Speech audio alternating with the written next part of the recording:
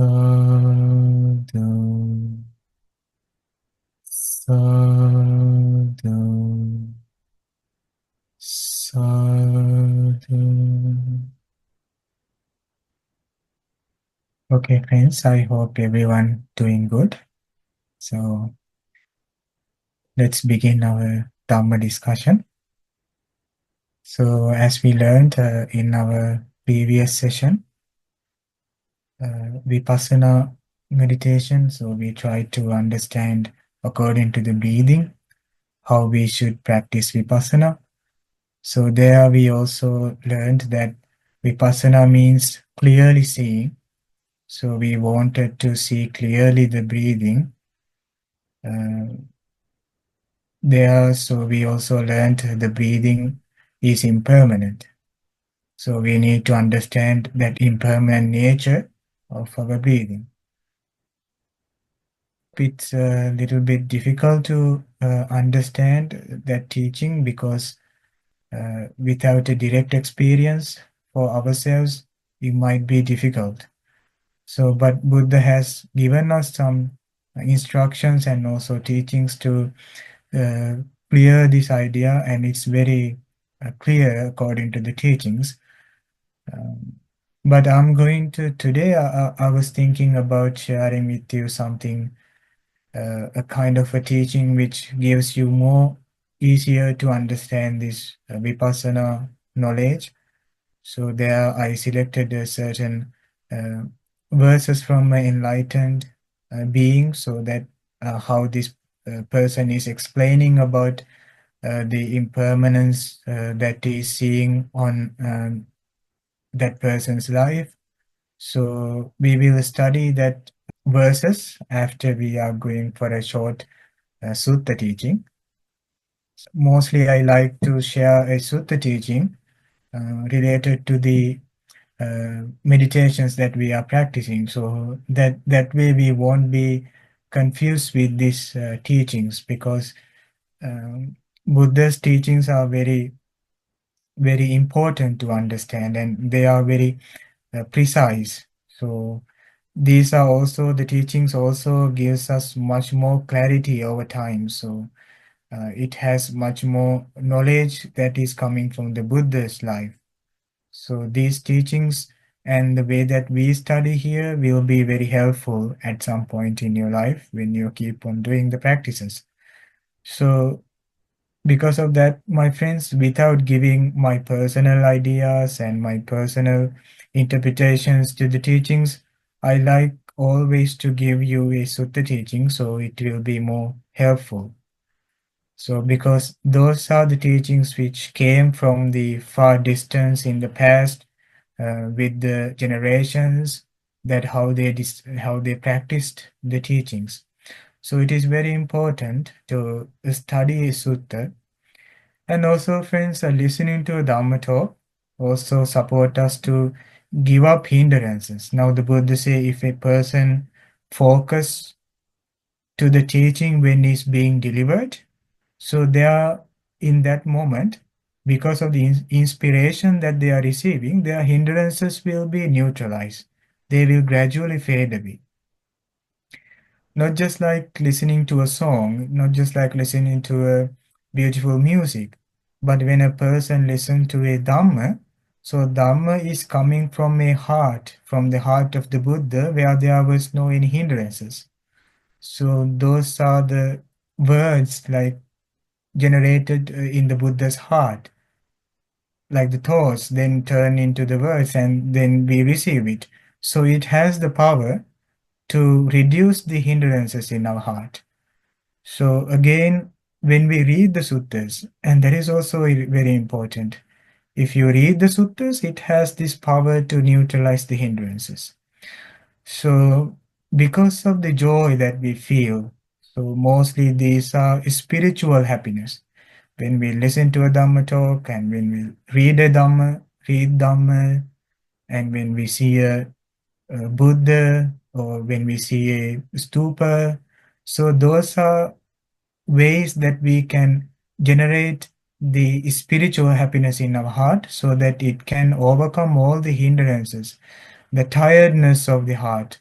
Our heart, our mind, it has this tiredness just as we have for our body.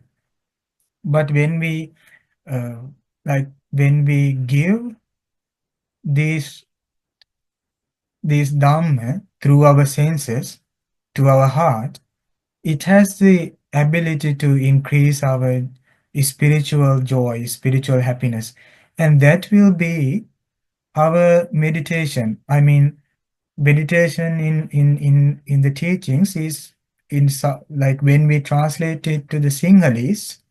So the meditation means bhavana. Bhavana means development.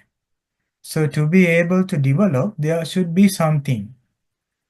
So that development is the inner joy that we are developing.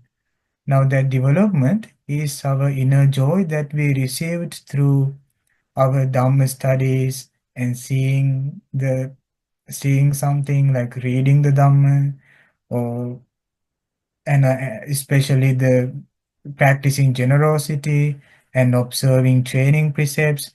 For an example, let's say uh, I'm observing the precept of abstaining from killing beings.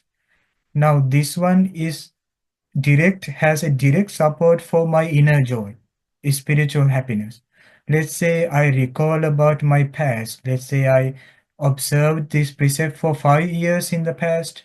When I'm recalling about that 5 years, it brings me so much joy. Oh, this much long time I was observing this precept. And that is the happiness that we are gaining through the training precepts, training rules. So we can increase that. Then we sit down to meditate, and the meditation gets so easier to practice. Our mind easily enter to the stillness because we are bringing that support, that getting support from our life to our spiritual happiness so that we can develop it later. When I observed the precept of abstaining from killing beings, what I did was that I practiced loving kindness through my actions.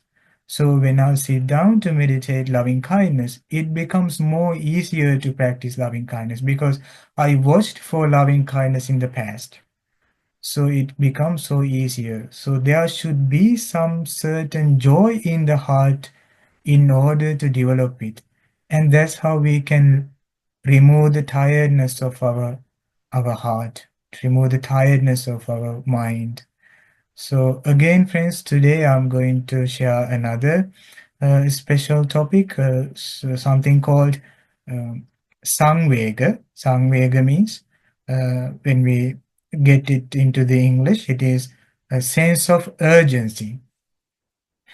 Not sense of agency, sense of urgency, which means urgent. So we feel urgent about our practice. Now, Buddha says if a practitioner can develop this sense of urgency, their mind come to a peaceful state when they practice sense of urgency. Now, what is sense of urgency? It is that I want to do it right now. I should not postpone my practice. I should not abandon my practice. I should do it right now because I have very little time. So I must do it right now.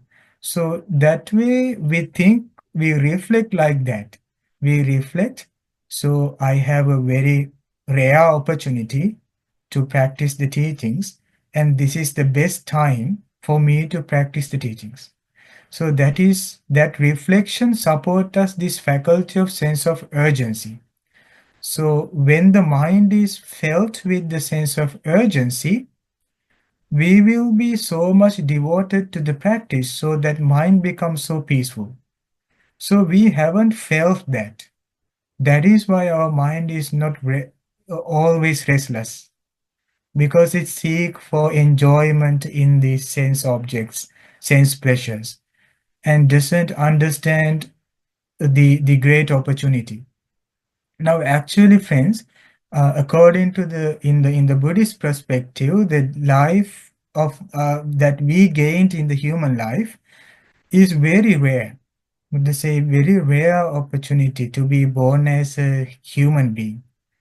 And the next was that when a person were to hear about a Buddha is rare than the human life, because not always we used to see a Buddha. We don't hear about a Buddha always in the life of the samsara.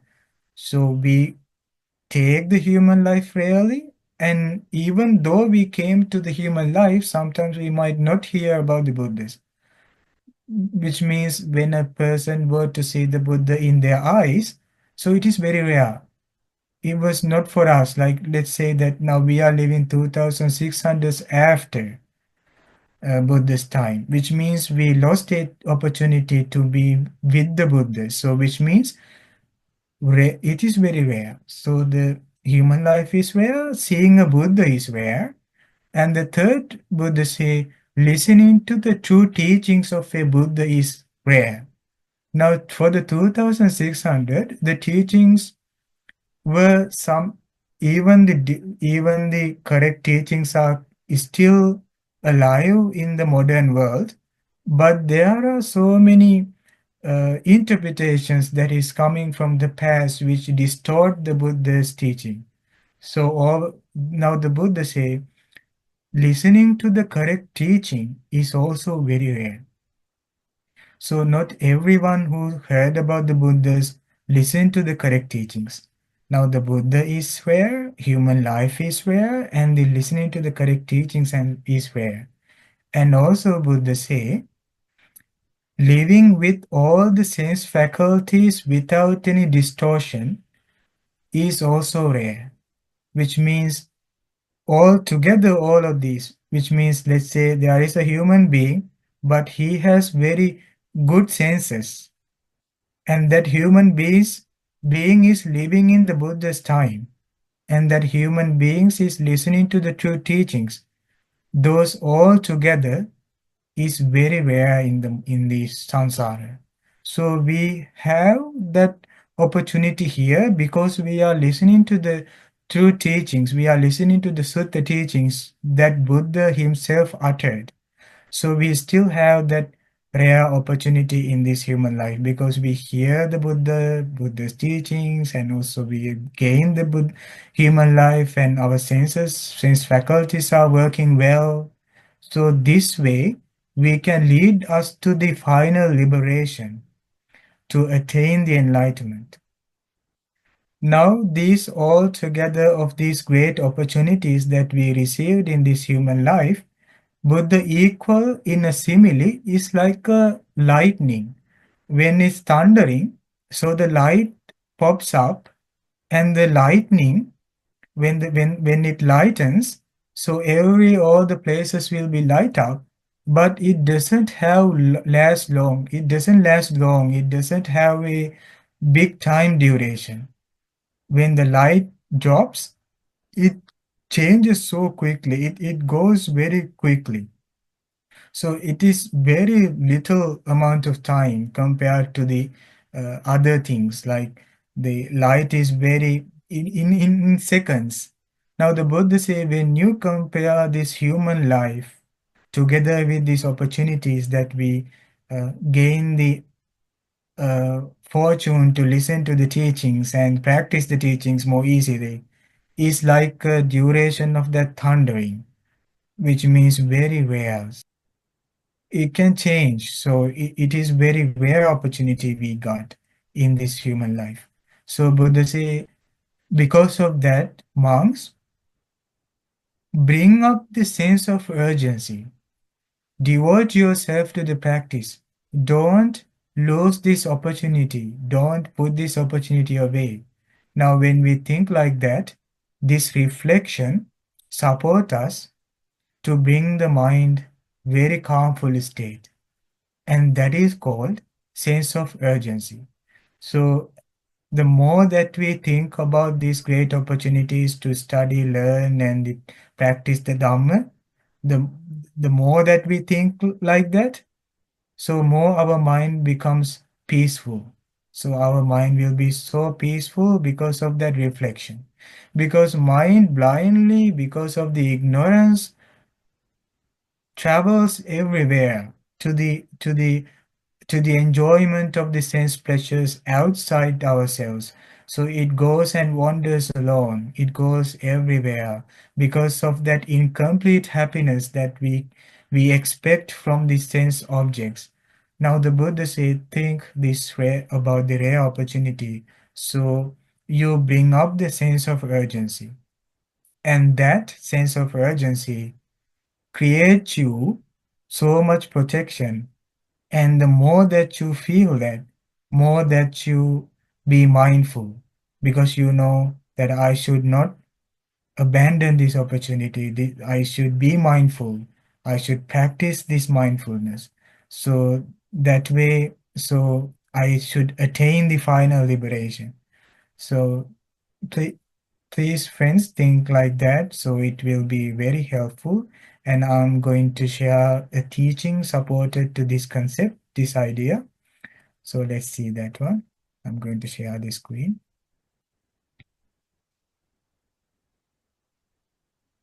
So there's discussion about horses. First, let's play our homage to the Buddha. Sadhu, sadhu, sadhu. Namo tassa bhagavato arahato samma sambuddhassa. Homage to the Blessed One, the Worthy One, the Supremely Enlightened One. Sadhu, sadhu, sadhu. Now the Buddha said, friends, mendicants, which means practitioners, these four fine thoroughbreds are found in the world. There are these thoroughbred horses, which means well-trained horses found in the world. There are four. What four? One fine thoroughbred is moved to act when it sees the shadow of the god. When the master takes the god stick to control and direct this horse, so when the master just raise the god stick, when the shadow falls into the body of the horse, because it's well trained, thoroughbred horse is moved to act when it sees the shadow of the god, thinking, what task will the horse trainer have me to do today? How should I respond? Some fine thoroughbreds are like that. So, master doesn't want to strike the horse. As soon as the master raises the god stick, it thinks, what task will the horse trainer have me to do today? How should I respond? That's a very good horse because it's ready to the task. So Buddha say we can see this type of a horse in this world. Furthermore, one fine thoroughbred isn't moved to act when it sees the shadow of the god, but only when its hairs are stuck. So second type of horse doesn't move by seeing the shadow of the god stick, but when the master touch the hair of the horse using the god stick, and the horse think, what task will the horse trainer have me to do today? How should I respond? Some fine thoroughbreds are like that. Furthermore, one fine thoroughbred isn't moved to act when it sees the shadow of the god, nor when its hairs are struck, but only when its hide is struck. So the master wants to strike the hide of the horse in order to motivate and direct the horse to the task. So now this horse thinks, what task will the horse trainer have me to do today? How should I respond? Some fine thoroughbreds are like that. So every moment, so the horses think, what task will the horse trainer me have me to do today? How should I respond? Furthermore, one fine thoroughbred isn't moved to act when it sees the shadow of the god, nor when its hair are stuck, nor when its hide is stuck, but only when its bone is stuck. So the master should strike the bone of the horse in order to wake him up and direct the horse into the task. So this horse think, what task will the horse trainer have me to do today? How should I respond? Some fine thoroughbreds are like that. These are the four fine thoroughbreds are found in the world. What was the first one? First one is seeing the shadow of the god stick. The horse think, what would be my master's intention? What is he want me to do today? So he's very ready. So because it's well trained, thoroughbred horse. And the second is that when the master strike to the hair using the god stick and think what will this my master going to do for me today? How should I respond to him? And the third is that the master want to strike the hide of the horse. And the fourth, the master should strike the bone to the horse. Those are the four fine thoroughbreds found in the world. Now Buddha saw that there are such horses visible in the world. None of them are normal horses. They are not ordinary horses, but they are well trained horses. They are thoroughbreds, which means they are always ready to wake up and follow the instruction of the master. But they need some support. Now the Buddha say, in the same way, these four fine thoroughbred people are found in the world. What for? There are also people among this population who are thoroughbred. What for? First one fine thoroughbred person hears about the suffering or death of a man or a woman in such and such village or town. So he used to hear about somebody say, in that city, in that village, that person is in suffering and that person is in death. They are moved to act by this and strive effectively. Oh, I might gonna lose my opportunity, so I should be mindful. Applying themselves, they directly realize the ultimate truth, which means as long as they are listening to the Dhamma has the power to take them to the final goal of the liberation and sees it with penetrating wisdom. Penetrating wisdom means to seeing the things as they really are. So when they hear about someone is in pain, suffering, in death, they think, oh, I might lose my opportunity. I should meditate right now. I should develop my mindfulness right now. Their mind come to a very peaceful state. Their mind be so much peaceful and that they can easily meditate later because they have ongoing peace of heart, because they have heard about that, about the suffering of another person. This person is like the fine thoroughbred that's shaken when it sees the shadow of the god. Some fine thoroughbred people are like that. Second one, the furthermore, one fine thoroughbred person doesn't hear about the suffering or death of a woman or a man in such and such village or town, but they see it themselves. They might see someone was died, someone was passed away, just as for the Buddha when the Buddha was in the palace. Indulging sense pleasures as a prince, there were so many sense pleasures in the palace, and easily can be deceived. But at some point, when he was going out the palace to the park, he encountered with somebody who was died. And the prince saw, the prince Siddhartha saw it for himself. They are moved to act by this and strive effectively. Applying themselves, they directly realize the ultimate truth and see it with penetrating wisdom. And that's what happened to the Buddha. So that's what invited Buddha to become awakened to the life. And in that situation, Buddha saw as somebody was died and passed away. And they Buddha increased the mindfulness and started to think about correctly about the life. Oh, this is the nature of the life. This is impermanent. This person is like the fine thoroughbred that's moved to act when its hair are stuck. It is like the thoroughbred horse that when the hair is stuck. So the horse thought, what would be my master's decision right now? How should I fulfill my master's desire right now? So the thoroughbred thought like that. Now the Buddha say, when a person see a person who is died is like a strike happening to the horse to its hair. Some fine thoroughbred people are like that. This is the second fine thoroughbred person found in the world. Third, furthermore, one fine thoroughbred person doesn't hear about the suffering or death of a man or a woman in such and such village or town, nor do they see it for themselves, but it happens to their own relative or family member.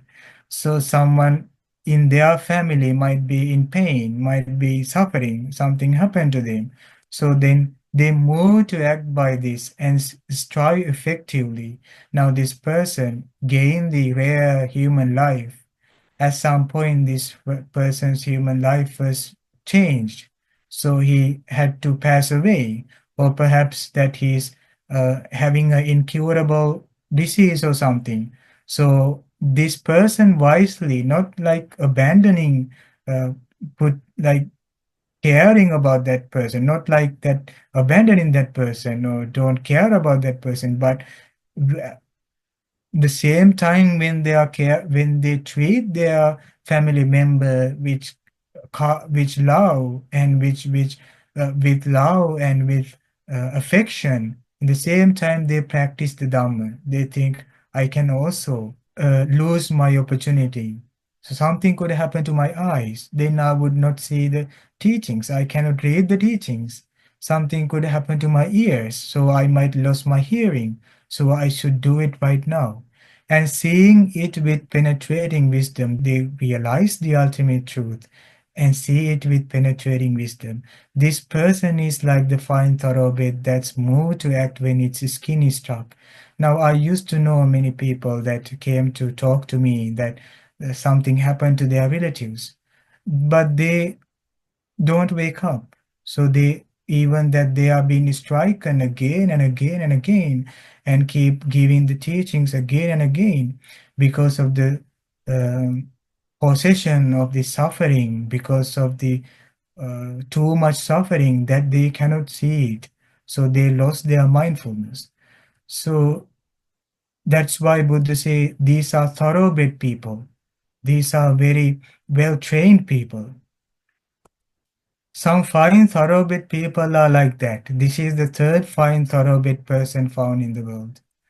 Furthermore, one fine thoroughbred person doesn't hear about the suffering or death of a man or a woman in such and such village or town, nor do they see it themselves, nor does it happen to their own relative or family member, but they themselves are afflicted with physical pain. Sharp, severe, acute, unpleasant, disagreeable, and life-threatening. There can be a moment that one is going through a sharp pain. It can be a sharp pain, or for a thoroughbred person, it can even be a little injury or a little cough or cold or something. It is an opportunity for them to think wisely, to bring up the sense of urgency. I should do it right now. I should not abandon my opportunity. I should keep following the Dhamma. The more that I practice here, more that I will take when I'm going. So more that I practice the teachings, more that I can survive myself to the future. So they think like that. They are moved to act by this and strive effectively. Applying themselves, they directly realize the ultimate truth and see it with penetrating wisdom. This person is like the fine thoroughbred horse that's moved to act when its bone is struck. It is a very big, painful struck that they are getting when they are in a painful state, when they are in a injury, when they are getting sharp, severe, acute, unpleasant, disagreeable, life-threatening feeling. So it is for the Buddha, like even when the Buddha's life, when the Buddha, uh, like let's say in the enlightened beings, like I have found some of the verses enlightened beings say, I got injuries. Sometimes he say I got a disease, and in that moment my mind became still.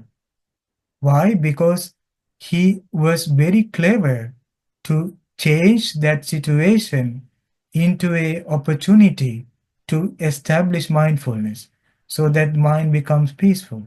So it is up to ourselves.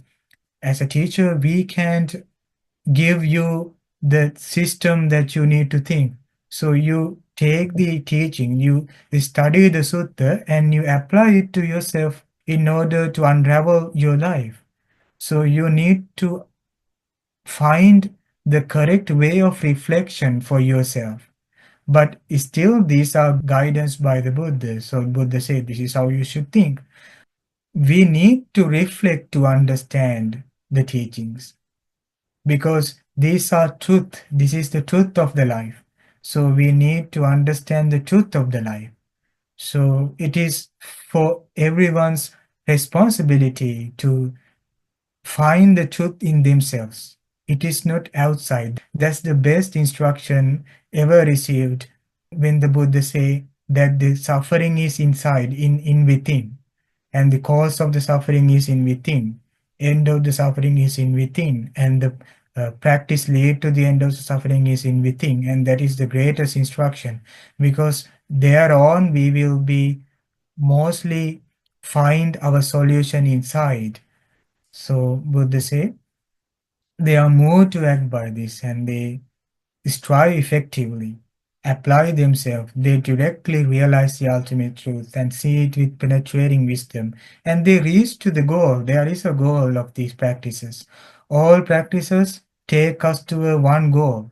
That is the ultimate truth. We call it Nibbana, the enlightenment, seeing the things as they really are.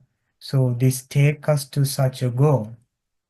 So after the goal, there is nothing to do. Like you don't repeat it again after you attain the goal. These are the four fine thoroughbred people found in the world, Buddha say. Now, my friends, I'm going to share with you a verses of from a enlightened nun, Amba Pali. So these are called Theri Gata. Theri means the nun, Bhikkhuni. Bhikkhu means the masculine, like the monk, and the Theri or Bhikkhuni is the nun. This is the Ambapali, nun Ambapali, and she is saying what she found out about the life according after practicing the teachings. So she became enlightened. So this is how she say. Seeing the true nature of the life brings a joyful heart. So when we see the true nature of our life, when we see the suffering, it brings us joyful heart. Now she was very beautiful person before she was going to enter to the ordination. She was young and so beautiful, and the people in the country, the princess in the country fought each other to take this girl. So the king commanded that this girl will be available for everyone, so that way she became a courtesan, so that is open to everyone. So she became like that, and she took it naturally, she took it as her profession. So everybody paid for her to be with her. So she became the courtesan for the kingdom because of her beauty, so she had to do that. Now, it is said that in a previous life, she was insulted a enlightened nun, saying that the enlightened nun is a prostitute. So this bad karma did by the speech started to follow her for 500 lives. And in this life, when the Buddha was alive, she was born and she had that situation and that profession, and that was also because of the results of the past action, the past speech that she did. Actually, that was because the word that she said was not for a normal person, but it's for an enlightened being, for an enlightened nun. So that came back to her. So she had to live like a prostitute for many lives, for 500 lives, without a family, without children, without a husband. So last life, so she became the same like a courtesan, and later she entered to the ordination and became an enlightened nun. So now she say like this: in the past, my hair was black, like the color of bees, with curly ends, but because of old age, now it's like dried, rotten bark. The words of the truth speaker, the Buddha, aren't false. Now she is saying the enjoyment that lied in her life with the beautiful hair, but now she say, over time, due to the old age, now it is dried. There's no more enjoyment there's no more like the happiness in that hair because of the old age. Now it was changed. Now she say, words of the truth speaker, the Buddha, aren't false. In the past, my hair was fragrant, covered in flowers, like a perfumed books. But because of old age, now it smells like a rabbit's fur. The words of the truth speaker, the Buddha, aren't false. I used to comb my hair like a beautiful, neatly planted flower bed. I used to untangle all knots and decorate my hair with golden pins. But because of old age, now my hair is thinning and falling out. The words of the truth speaker, the Buddha, aren't false, and that is the seeing the things as they really are. Normally, we see only the enjoyment. We see how nice, how fancy the formations, how fancy is this hair. I put these beautiful uh, decorations in my hair. But when we see it is falling, it is thinning, and when it is stricken by the old age, we we resist with that. We run away from that part. Now she say, now this is what happened. First it was like that, now it was impermanent, and it changed into like this. Now as soon she understand the truth of the life, it's a natural thing that they pay their gratitude, pay their appreciation for the person who showed the truth. So she naturally, out of joy, she say, the words of the truth speaker, the Buddha, aren't false. That is exactly how the Buddha said. Possessing golden pins decorated with golden ornaments, adorned with plates, it looked beautiful. But because of old age, my head is now bald. The words of the truth speaker, the Buddha, aren't false. Now, when a person spend their life only with the gratification, so when they reach to their old age, they mostly become unconscious because of the sadness. They think, "Oh, I had this type of a beautiful young life, but it is I don't have it anymore." So, but the mindful way of looking at that is that they take the both. Oh, this is the impermanent nature. Now it was changed. And that truth is to be seen in within, not from outside.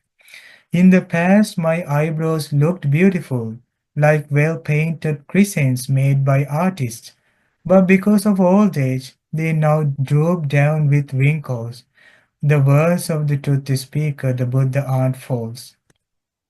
My eyes were large and black, they shined brilliantly, like jewels, but overwhelmed by old age, they no longer look beautiful. The words of the truth speaker, the Buddha, aren't false. In the bloom of my youth, my nose was delicate and peaked. It made my face look beautiful, but because of old age, now my nose is drooped down. The words of the truth speaker, the Buddha, aren't false. When you see suffering, when you see pain in life, you naturally go to the inspiration. Go to the Buddha who showed the teaching. So this is the true nature of the life. If there is a person who, like the Buddha who showed that, is spoken truth, so that is the unwavering confident. That is the verified confident. In the past, my earlobes looked beautiful, like well fashioned and well finished bracelets. But because of old age, they now droop down with wrinkles. The words of the truth speaker, the Buddha, aren't false. In the past, my teeth looked beautiful, like the color of the pure white bud of the banana tree. But because of old age, they now are broken and yellow. The words of the truth speaker, the Buddha, aren't false. When we go to the this excitement of these things that we see, something like brings us greed.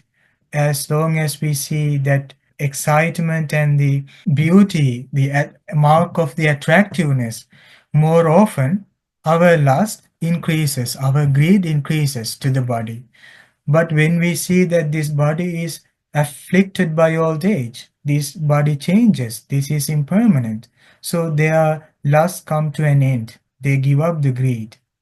But because of old age, they now are broken and yellow. The words of the truth speaker, the Buddha, aren't false. I used to have a sweet voice, like a sweet humming bird, wandering among bushes and shrubs in the forest. But because of old age, it now stutters and lags. The words of the truth speaker, the Buddha, aren't false. You know, my friends, there are some singers like sing beautiful songs, but over time they disappear from the scene. Over time they disappear because their voice changes, so they don't make any sensual happiness to the population for the beings, so they gradually fade away. But because of old age, it now stutters and lags. The words of the truth speaker, the Buddha, aren't false. In the past, my neck looked beautiful, like a well-rubbed, delicate golden shell. But because of old age, it is now hunched and wrinkled. The words of the truth speaker, the Buddha, aren't false. In the past, both my arms looked beautiful, like they were made of gold. But because of old age, now they are weak and bony, just like the branches of a tree. The words of the truth speaker, the Buddha, aren't false. In the past, my fingers looked beautiful, decorated with delicate golden rings. But because of old age, now they look like roots of onion or radishes. The words of the truth speaker, the Buddha, aren't false. In the past, my breasts looked beautiful, lifted up, round and close together. But now they hang down like empty water bags. The words of the truth speaker, the Buddha, aren't false. In the past, my body looked beautiful, like a well polished sheet of gold. But now it is covered with drooping skin. The words of the truth speaker, the Buddha, aren't false. In the past, both my thighs looked beautiful, like the shape of an elephant's graceful trunk. But because of old age, they are now like stalks of dried bamboo. The words of the truth speaker, the Buddha, aren't false. In the past, my calves looked beautiful, decorated with delicate golden anklets. But because of old age, they are now like the stalk of vegetables. The words of the truth speaker, the Buddha, aren't false. In the past, the soles of my feet were soft and looked beautiful, like shoes full of cotton. But because of old age, they are now cracked and wrinkled. The words of the truth speaker, the Buddha, aren't false. Such is the true nature of this body. The body loses its dignity with old age. It is the home of many pains. Now this body is like a broken down house, beyond repair, about to fall apart. Now she see all the suffering, and most importantly, she say The words of the truth speaker, the Buddha, aren't false. This is the observation of the body just as it is. This is the Vipassana meditation which came to the fulfillment. Now she will never have another suffering. She overcame all the suffering in her life. Now, sometimes friends asking me how the Buddha taught the teachings for the woman, how the Buddha gave teachings to the woman, how Buddha taught about the liberation for the woman in the Buddhism. So this is how it is. So the Buddha taught to complete liberation for the woman from all this sickness and death. And that is the perfect liberation one can attain. So Buddha gave such a protection for the woman and also for everyone in the world. So this is the easier way for us to practice the vipassana, to see the body as it is. So even when we breathe in and breathe out, what we are trying to see this true nature, the impermanence. Here all these verses talked nothing else, only about the impermanence. It talked about the impermanence nature, about the life. So my friends, I hope you understood the teaching today. So thank you so much for your kind attention. Um, Sadhu, sadhu, sadhu. Thank you, Bante. So I'm trying to connect the when you're focusing on your breath, Yes, do you at the same time when you're doing Vipassana think about you start from the head or the toes or whatever, and do you think you don't think about the impermanence of your body, but does that come naturally after yes, practicing a lot of meditation properly? yes. When you properly meditate on the breathing, you see the four elements in the breathing. Mm-hmm. Do that, does that make sense? We discussed about the Yeah, yeah, four elements in the breathing. yeah. Everyone, yes? Does that made you sense? Yeah. So then four elements are the constituent of the all the parts of the body. Even even in the hair, let's say you take the hair. So hair has these four elements: Mm-hmm. liquid, solid, fire, liquid, solid, heat, and air. So Mm-hmm. it is embedded in the hair. So let's say you practice breathing meditation correctly and you get this final knowledge of impermanence on the breath. So that is the impermanence nature of the four elements. That is what you gain. So now you look at everything. So then when you look at everything, you see the impermanence of that. Because it is the knowledge, right? Knowledge. Yeah, It's the wisdom. So yeah. you develop the wisdom and you start to see wherever you look, everything brings you the true nature of the existence. Oh, this is impermanent. Mm-hmm. Yeah. Okay. Yeah, that's And yeah, one go more ahead. thing. Yeah, one more thing. Please don't mix these two together. I mean, like, you are not developing uh, impermanence of the hair, nails, teeth, skin in the same time when you are observing your breath, because it's two different meditation objects. So we will study the second meditation object, the four elements of meditation in the later sessions. But if you do breathing, please do the breathing meditation and let yourself to unravel this understanding about the breath. Yes. That makes sense. Makes sense. Yeah. Thank you, Bante. Sadhu, sadhu, sadhu. Friends, now do you make sense compared to the last session?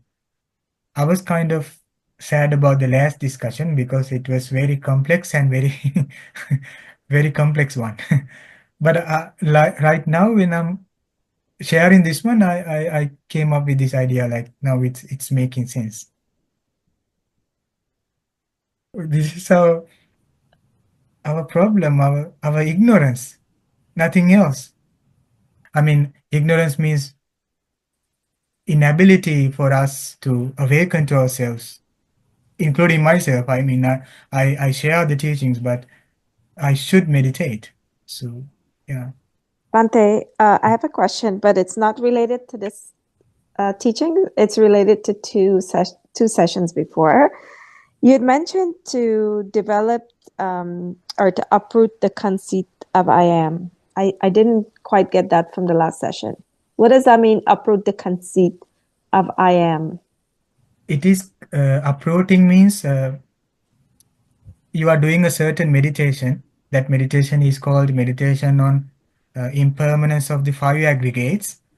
So when you see five aggregates as impermanent, you you uproot if there is a notion in you that fixing a self onto that five aggregates, that this is I am, this is I am. It is something which is always going on.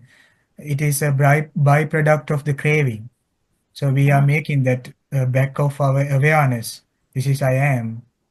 Oh, So I see. even that is constantly changing. We this is the ignorance. We are making something kind of a attachment to the craving to see it as a I am while it's changing without seeing it as it is.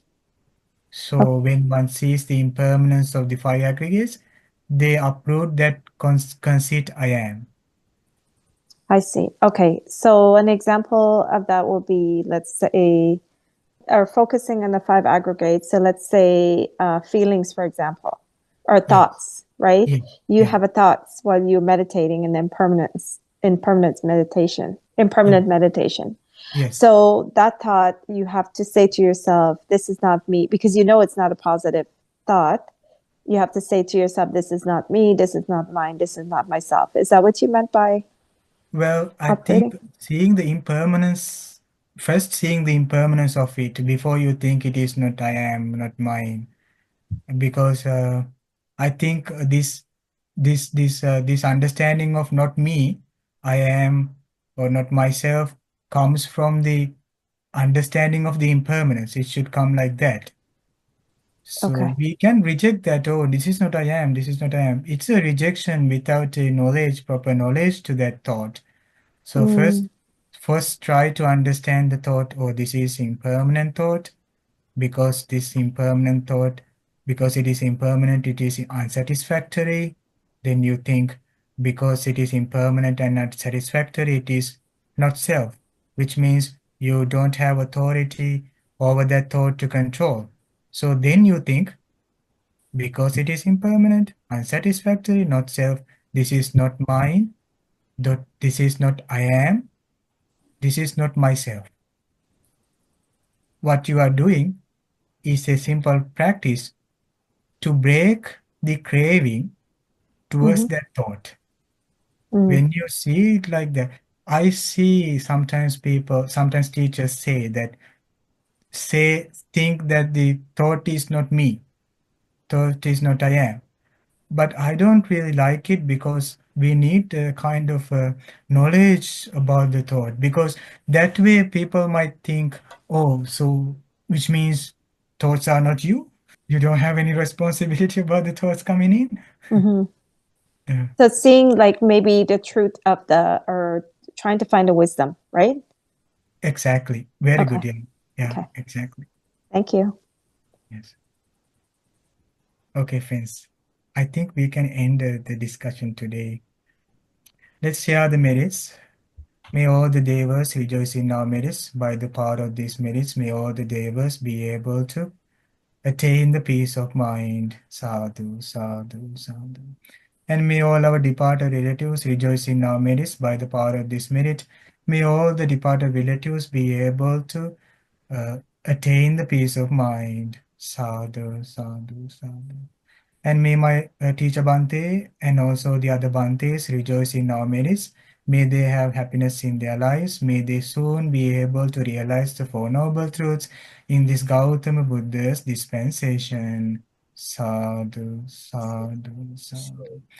Let's share our merits with all your uh, relatives, your husband, wife, children, grandchildren, all the friends. Rejoice in our merits. May they have happiness in their lives. May they live long, be healthy, and by the power of this merit, may they soon attain the peace of mind. Sadhu, sadhu, sadhu. Finally, may all my friends who joined with me to this discussion in this evening, so may rejoice in this merit. May you have happiness in your life. May all the success follow your way.